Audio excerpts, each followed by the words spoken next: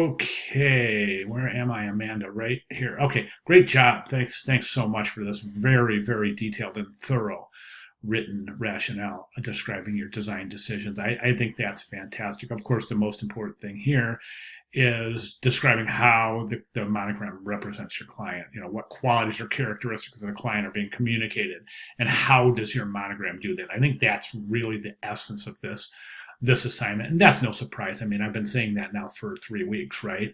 That the whole idea here is that we design based on our research, based on the data extraction, specifically the encoded meaning that we've assigned to our client, and of course that was through the word lists, right?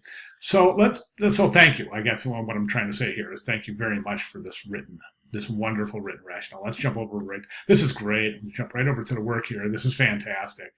I mean, I'm really super impressed because you're not afraid to experiment, and that's fantastic. I mean, this is really good stuff. I mean, as far as your willingness to kind of push the boundaries of what we know in monogram design, I think this is fantastic. And that's what design's about, especially as a student designer. It's really, I mean, as a student, you should really push yourself as far as you can, push those boundaries every time, because you have a chance to, and that's how you grow, and that's how you expand as a designer.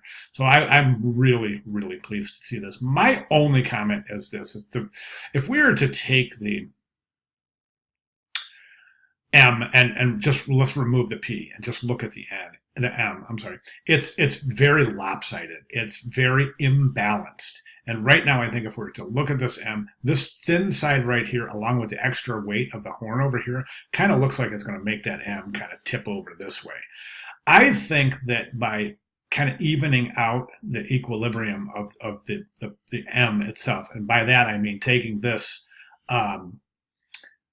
vertical stem right here and increasing the width of it more to match that M over there. Okay, so just increase that a little bit just to bring these two a little more in harmony, a little bit more consistent in the size of those vertical strokes on this part of the M, right? And I think what that's going to do is add a little bit of stability to this side of the M, and it's going to prevent this kind of illusion that the M is ready to tip over. Then when you do that, go ahead and place the P back in place. All right, again, really fantastic experimentation. I love it, man. I love the experimentation. I think it's really, really saying a lot about you as a student designer. So thank you very much. All right, any questions at all, please let me know. I'll be glad to clarify. Good job. Thank you.